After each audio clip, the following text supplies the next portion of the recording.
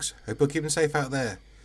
It's the start of December, and you know what that means? It's the countdown to my favourite time of the year, after Halloween. Christmas. As a kid, I absolutely loved Christmas. It was the time of year when my family got together from all over the country. Just had loads of fun, loads of food, loads of, presents. And yeah, it was just fantastic. And one of the longest lasting childhood memories of mine from Christmas was getting probably the best 80s toy line for a young lad to get. The Masters of the Universe toys. I loved the Masters of the Universe. It's just such a great, sprawling, fantastical sci-fi universe. And I remember back in the 80s getting I think I actually had practically all the first line of toys, the original 8, in one state or another. I even managed to get the Castle Grayskull, the thing that you fought over using the figures. It was just the things Christmas was made of when I was a kid. And to be fair, you can't really blame me, because the makers of Masters of the Universe really went hard. I mean, just take a look at this original advert. This toy comes with something that can really open up a kid's imagination. Its own legend. He-Man! Skeletor is his enemy. It's the Masters of the Universe collection. And for my kids, the legend begins here with Castle Grayskull. It holds the powers of the universe. He-Man, Skeletor has captured Castle Grayskull. We must stop his evil power. To Grayskull! Defeat He-Man's forces, but leave him to me. Here I am, Skeletor. He-Man! Skeletor is getting away! But Castle Grayskull is safe with us. Nothing safe while Skeletor is out there. And so the legend continues in this Masters of the Universe collection. And in the imagination of my kids. Look for it. It's new.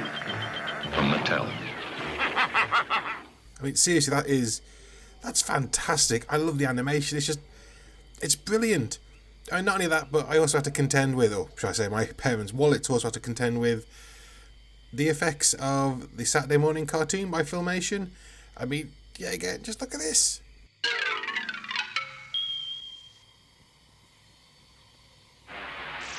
And the Masters of the Universe. I am Adam, Prince of Eternia and defender of the secrets of Castle Grayskull. This is Cringer, my fearless friend. Fabulous secret powers were revealed to me the day I held aloft my magic sword and said, By the power of Grayskull.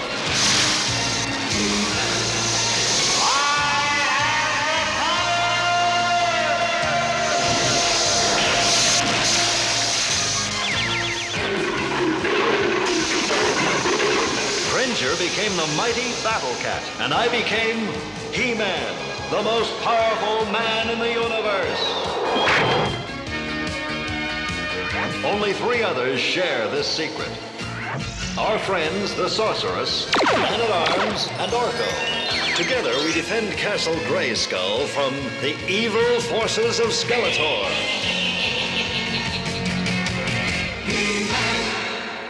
Absolutely iconic. And I'll be honest, I'm not afraid to say I was also a fan of not just the He-Man and the Masters of the Universe cartoon, but also a few years later, the She-Ra cartoon. That's another great, animated series by Filmation, and yeah, it was a good one. Yeah, might as well just throw up the intro to this one as well.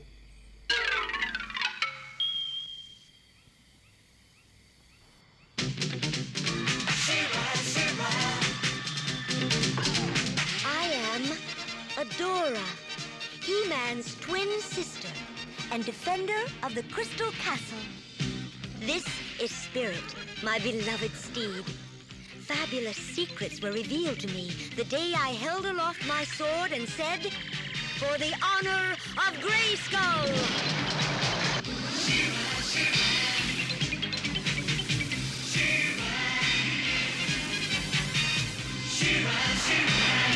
I am She-Ra! Only a few others share this secret. Among them are Light Hope, Madame Raz, and Cowl. Together, we and my friends of the Great Rebellion strive to free Etheria from the evil forces of Hordak.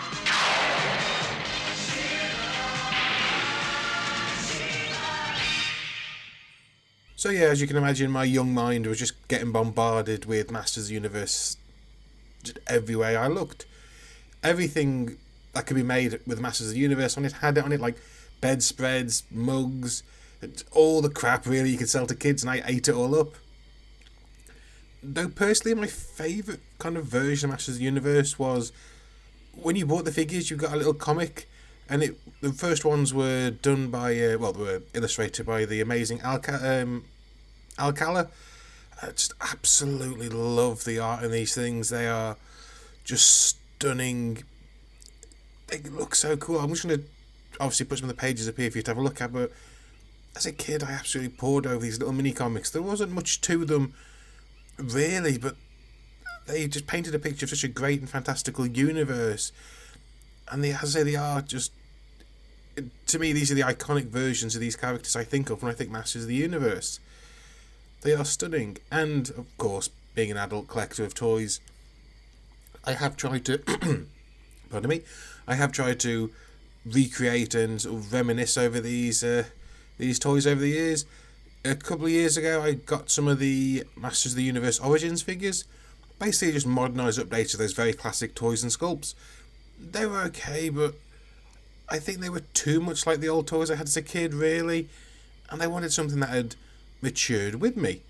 Now, originally I thought the answer to this would be the Revelations Masterverse line, or Masterverse Revelations line, the line of 7-inch scale superposable figures that came out with the Masters of the Universe Revelation cartoon on Netflix. I bought one or two of them. Issue I had with them, though, was it seemed like very much a very early foray into this sort of scale and articulation scheme, because while they had the right ideas, some of the things weren't quite executed right. Like, interchangeable parts had very long, thin pegs that were prone to breaking. Joints that were put under a lot of stress and tension and torque were slimmed down, so they weren't likely to break or warp. And the figures themselves were slightly too weedy. The He-Man figure was too lithe. He wasn't the large, hulking, barbarian He-Man I remember as a child. So yeah, I stopped collecting those, got rid of the ones I had. But then something happened a few months ago. The answer to my prayers suddenly appeared. The 40th anniversary Masters of the Universe He-Man figure in the Masterverse line was revealed, and it was everything I wanted from a Masters of the Universe figure. It just look at this thing. It is astounding. It is beautiful. It is gorgeous. It is the figure I'm about to review. So yeah, actually getting down and having this thing in hand, let's take a quick look at it. I say quick, but this is ostensibly the majority of the same parts as the Revelation He-Man figure. But as you can see, it looks so much better. They redid the chest and the upper torso to make it larger and broader, giving that imposing He-Man presence and build. It's just stunningly nostalgic to me, and I absolutely love it. It's simple and yet mature at the same time. Like, all the fabric and the wrappings have got a wash on them to really bring out the fantastic sculpting. The skin has a wonderful toning and washing effect to bring out muscle definition. It's just absolutely stunning in my opinion. It is. Well, take a look for yourself. It looks fantastic for a 7-inch scale figure with pinless, double jointed articulation on the knees and elbows, like all the modern articulation you expect from like a Marvel Legends or a DC Multiverse figure. But it's He-Man. It is like the childhood icon of anyone who grew up in the 80s, and I'm flabbergasted by it. I mean, just take a look at this face sculpt. It's a perfect combination of the classic toy head sculpt and the filmation animation to create this beautiful hybrid. That's exactly what I imagine when I think of He-Man. It is absolutely just stunning. The hair maybe could do with a little bit more. It has got a wash to bring out the definition. It's very subtle. It may do with a little bit more, but I really can't argue with just the effect of this classic He-Man face and just how wonderful the whole thing looks. But of course, as I said, it's also articulated. When Mattel made this figure, they clearly learned from their previous figures, because they've made what I like to call quality of life improvements on the figure. The swappable hands, spoiler alert for the accessories, he has swappable hands. The pegs are shorter and stronger and thicker, and I don't worry about them breaking like I did with the previous figures. The hip joints, they're ball joints like on the previous ones, but they're solid. They've got more mass to them. There's less fear. I don't actually have any fear whatsoever of them shearing off or breaking as I move it. The figure is really well balanced. All the joints are tight out of the packaging. Bordering maybe on too tight, but they've worn very quickly to being a nice smooth buttery motion, and it's just such a great figure to pose. Once you've got him in hand, you just can't help but put him in these powerful dynamic poses, and he holds them really well. He balances just stupendously. I'm just in awe of what they've done with this figure. And as I said, he has interchangeable hands. He comes with a pair of gripping hands for holding his other accessories, but he also comes with a right punching hand, or right fist, should I say, and a left hand in a sort of karate chop, slightly open pose. I'd rather maybe two fists, but I actually kind of like this. It's a guarding hand. It's interesting. Ideally, I'd have had two open hands, two holding hands, two hands for holding accessories, and two fists, but I'm perfectly happy with this. I'm not knocking against it. I can't knock it for the things I kind of wish they might have added.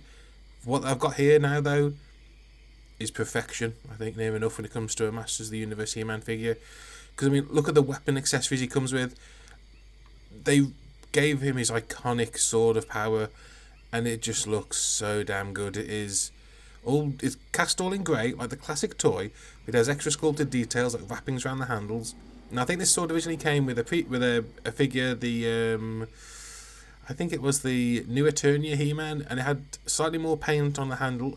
Maybe they could have added more paint here, but I think when I think of the classic toy and what the sword was like then, this is the same colour plastic, it's the same feel, and it's the same feeling putting in He-Man's hands now as a 30-year-old man as I did as a 5-year-old boy putting the sword into my He-Man toys hands back in the day back at Christmas morning when I opened them up, and it's just such a hit of nostalgia when I look at this.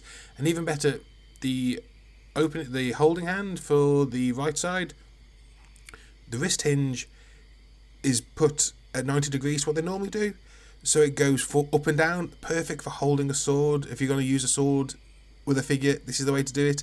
And you can get the iconic raising the sword above his head, shouting, "I have the power" pose.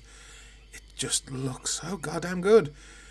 And just holding it, it's a great weapon. It's not too big, it's not too small, it's just the right scale for the figure.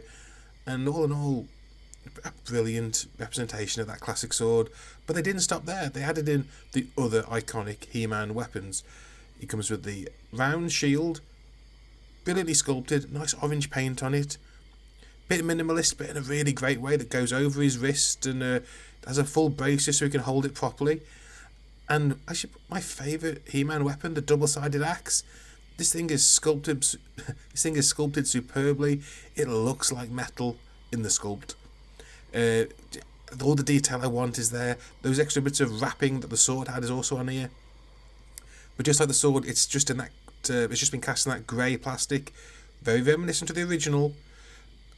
Maybe you could have done it with more paint, but for what I want, I can live with this. This is just right. This is nostalgic in such a hard way, and I love it.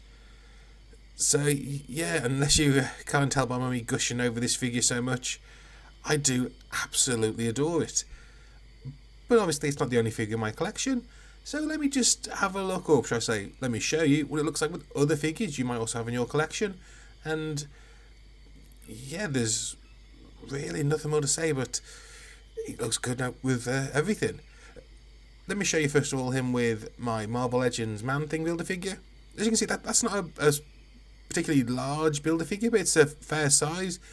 He-Man looks really good next to him. Looks imposing, fantastic. Next to the Hulk, both the strongest men in their own respective universes. Both muscular, both just look fantastic.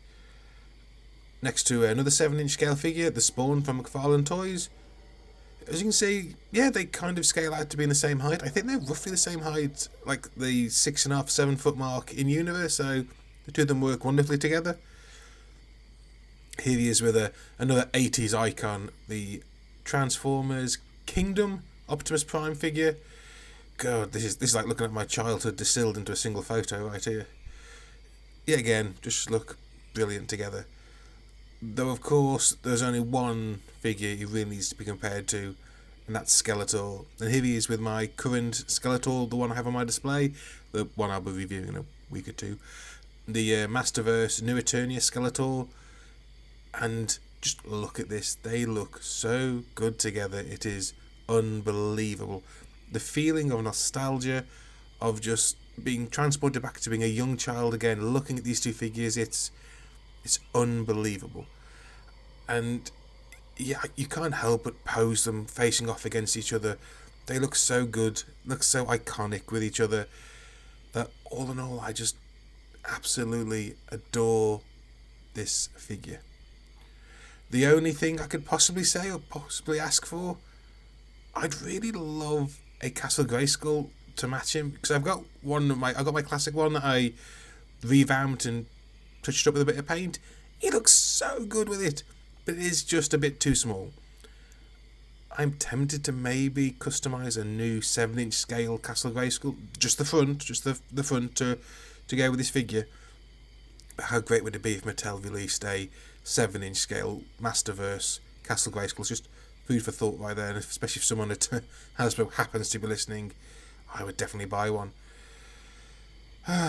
So yeah, folks, that's it. I hope you enjoyed the review.